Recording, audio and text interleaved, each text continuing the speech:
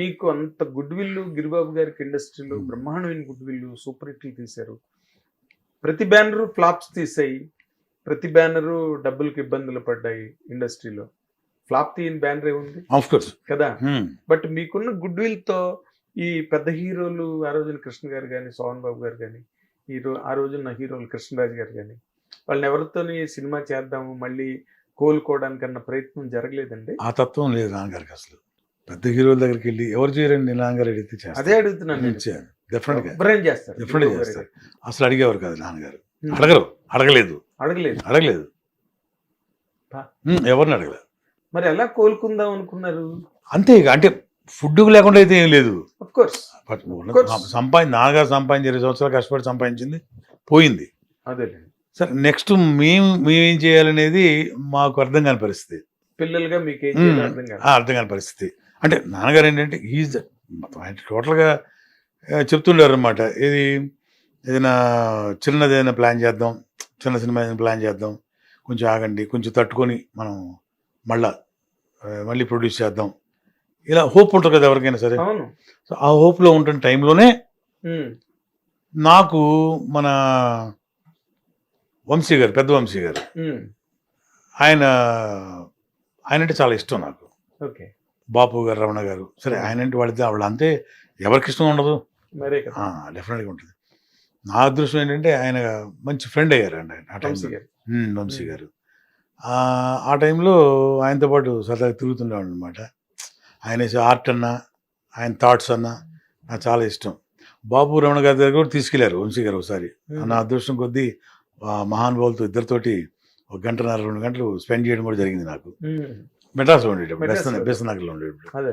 So అట్లా తిరుగుతున్న టైంలో నువ్వు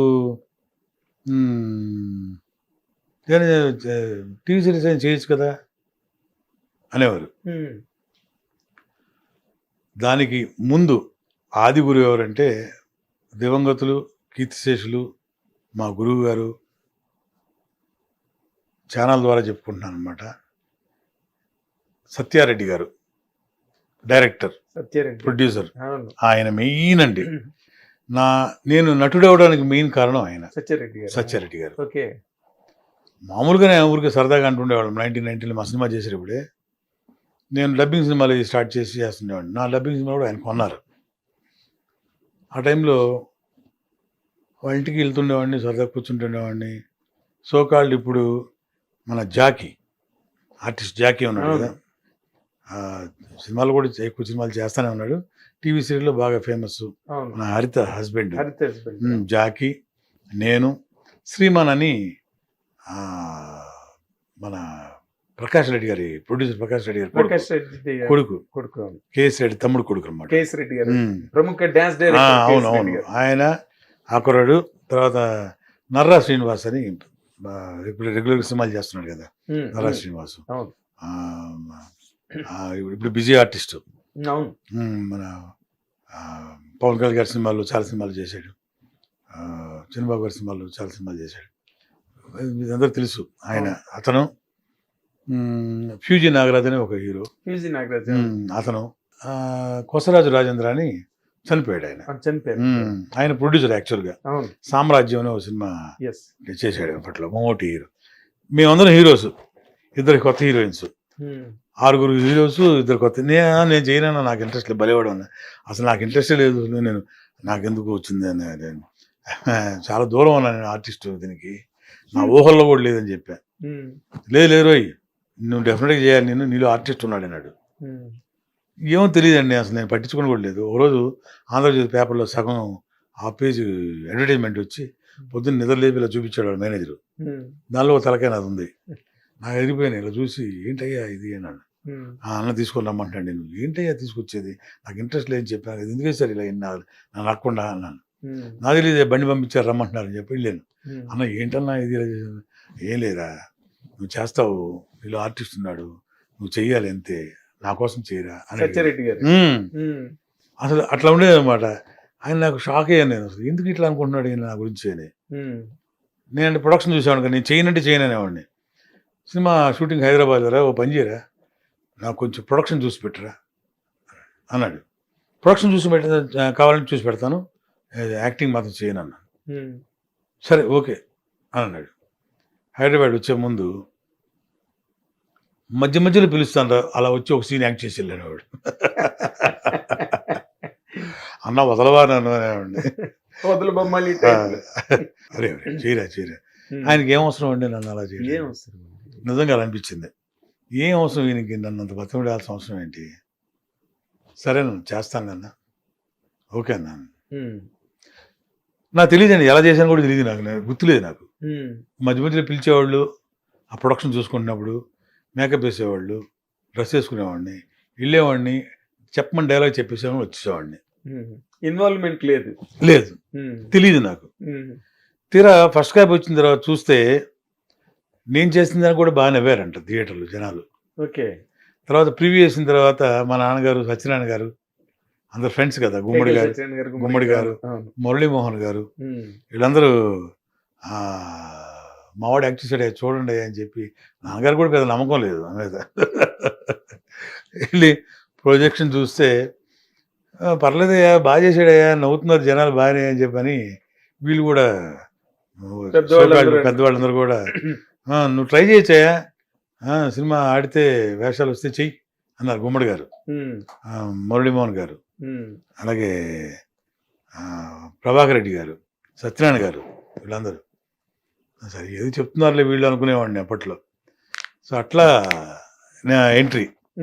ఆ తర్వాత ఆ సినిమా పెద్ద ఆడలేదు అనుకోండి. తర్వాత నేరం అనే సినిమా వచ్చింది, ఆయన చేశాడు, సత్యారెడ్డి గారు, దానిలో క్యారెక్టర్ చేశాడు, అది కూడా పెద్ద ఆడలేదు. సో సత్యభామ సరదా కృష్ణులు అని మన పోసల కిషోర్ గారు ప్రొడ్యూస్ చేశాడు, అది కూడా పెద్దగా ఆడలేదు, సగంలోనే ఆగిపోయింది. అది ఇంకా అనవసరం లేదనుకున్నాను అనమాట, ఏదో రన్నింగ్ లైఫ్ మనకి వచ్చి రావట్లేదు సినిమా అని. అప్పుడు మన వంశీ గారు పిలిచారు, వంశీ గారు పిలిచి లేడీ డిటెక్టివ్, స్నేహ అని ఈటీవీ చేశారు ఇలా వచ్చినాయి, దీనిలో ఒక ఎపిసోడ్ చేయబోయా సరదాగా, నా మాట విను. ఆయనతో పాటు బొమ్మలు గీస్తుంటే, ఆయనతో పాటు ఆయన రాస్తుంటే, రచనలు రాస్తుంటే నేను ఆయనతో పాటు 12-1 o'clock కూర్చునేవాడిని సరదాగా, పని కూడా ఏం లేదు కదా. అట్లా ఆ లేడీ డిటెక్టివ్లో, స్నేహ, అలా చిన్న చిన్న ఎపిసోడ్స్, జెమినీ టీవీలో కొన్ని ఎపిసోడ్స్, అలా ఏదో జస్ట్ టైం పాస్ లాగా అలా చేస్తుండేవాడిని.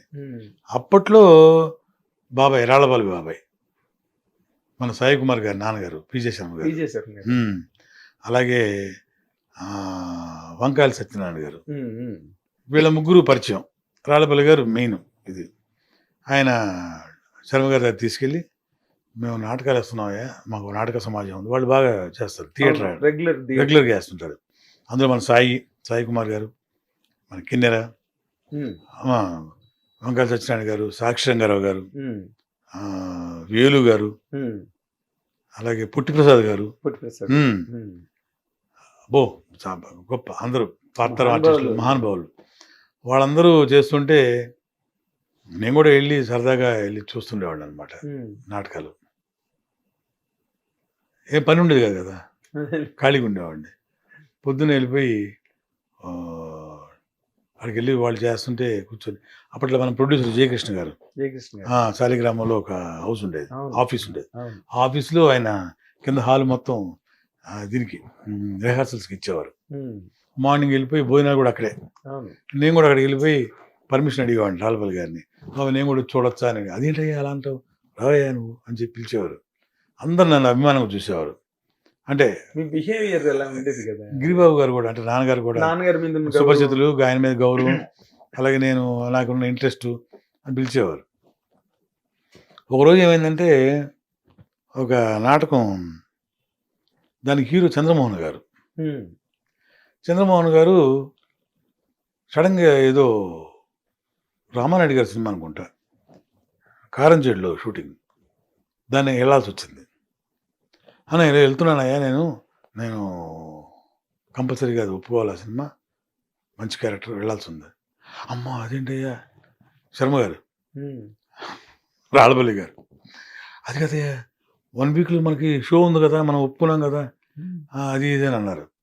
మరి ఎలా చేస్తాం, మరి కుదరదు కదా మనకి సినిమా కదా, కొంచెం పోస్ట్పోన్ చేసుకుందాం అది అంటే కావాలని చేసింది కదా ఆయన. అదే సినిమా తప్పదు, ఏం చేయాలి అనుకుంటున్నారు.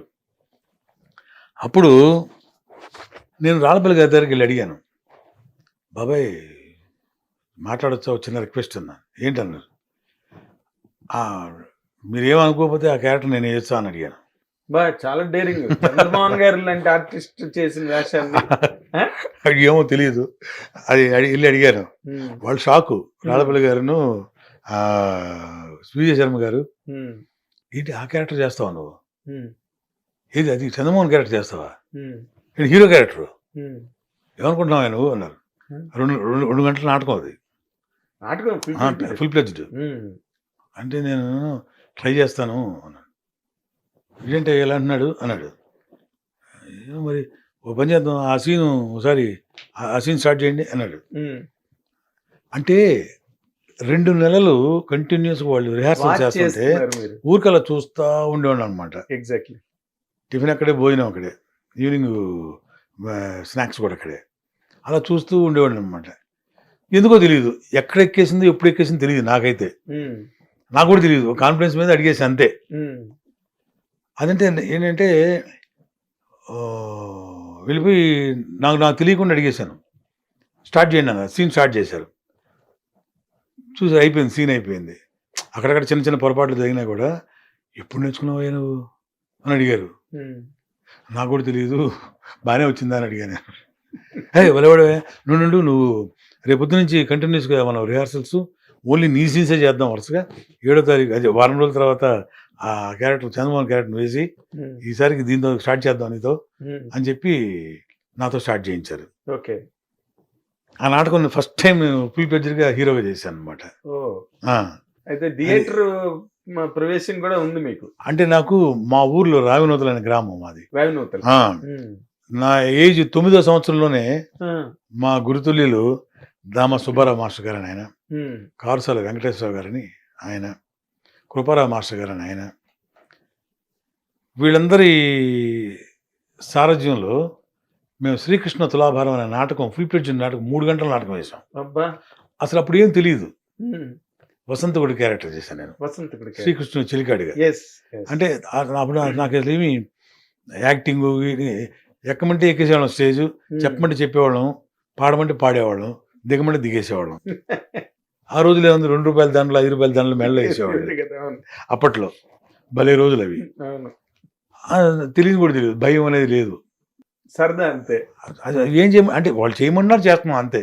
దానిలో ఉన్న